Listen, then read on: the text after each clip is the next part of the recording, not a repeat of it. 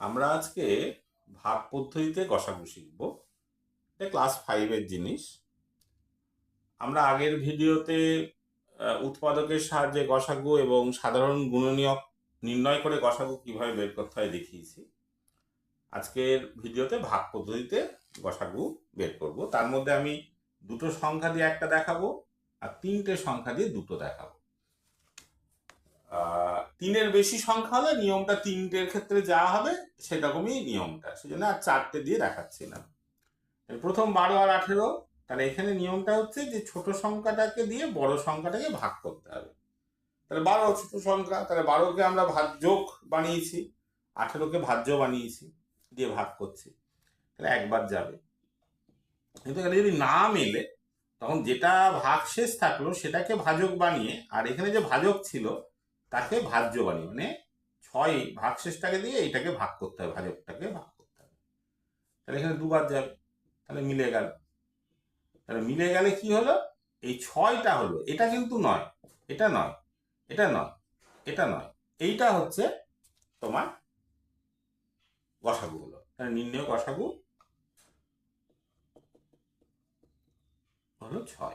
সবসময় খেয়াল রাখবে লাস্টে যখন মিলবে তখন যেটা ভাজক ছিল, এখানে যেমন 6 ভাজক ছিল, সেই জন্য এটা গসাগু হলো। এরপরে আর একটা অঙ্ক আমি দিয়ে রেখেছি। তাহলে এখানে তিনটে সংখ্যা থাকলে সব থেকে ছোট দুটো সংখ্যা দিয়ে আমরা শুরু করব, বড় সংখ্যাটাকে বাদ রাখবো। তাহলে 12 আর 18-র মধ্যে ভাগ হবে, তো ছোট সংখ্যা দিয়ে বড় সংখ্যাটাকে ভাগ করবো, একবার যাবে। 12 একে 12, 6। যেটা পড়ে থাকলো সেটা ভাগশেষ, সেটাকে ভাজক বানিয়ে আর এখানকার ভাজকটাকে ভাজ্য বানিয়ে আবার ভাগ করতে হবে, দুবার গেল। এইবার নিয়মটা হলো কি, তাহলে এই 12 আর 18 ভাগ গসাগু হলো 6। এবার 6কে 6 দিয়ে, মানে ওই গসাগুটা দিয়ে আবার এই তৃতীয় সংখ্যাকে ভাগ করতে হবে। তাই 4 ছক 24,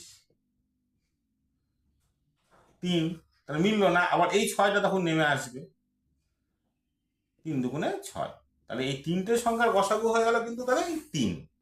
তাহলে লিখবো নির্ণেয় গসাগু সমান 3। এটা হলো গসাগু। আবার এরকম অঙ্ক আর একটা দেখায়। তাহলে এখানে 24, 28, 34, তার মধ্যে 24কে 28 দিয়ে, 28কে 24 দিয়ে ভাগ করতে হবে। 34 দিয়েও করা যায়, যাবে না, এটা দিয়েও করা যাবে। 1, 24, 4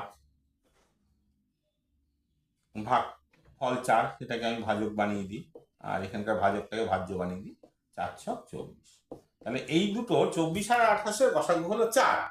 এবার সেই 4 দিয়ে এবার 34টাকে ভাগ করতে হবে। তাহলে 4 8টা 32, 2 আর যাচ্ছে না, তখন এই দুইটাকে আমরা ভাজক বানিয়ে এইটাকে ভাজ্য বানিয়ে দেবো, দুবার গেল। তাহলে গসাগু হলো 2। হ্যাঁ, তাহলে এবার নির্ণয় গসাগু হলো 2।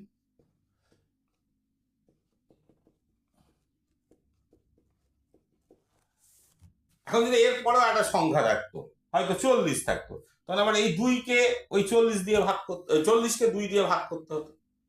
তাহলে এইভাবে আমরা ভাগ পদ্ধতিতে গসাগুগুলো করবো। তা ক্লাস 5-এর বইয়ে দেখবে অনেকগুলো ভাগ পদ্ধতিতে গসাগু করতে দিয়েছে, তবে 5-এর বইয়ে মেনলি 2 ঘরের আছে। কিন্তু দেখবে প্রশ্ন সংকলন যেসব বইগুলো আছে বিভিন্ন কোম্পানির বেরোয়, তাতে বিভিন্ন স্কুলের কোশ্চেন পাবে, তাতে দেখবে 3টে ঘর দিয়েও ভাগ পদ্ধতিতে গসাগু করতে দিয়েছে। তখন এই নিয়মগুলো ফলো করবে।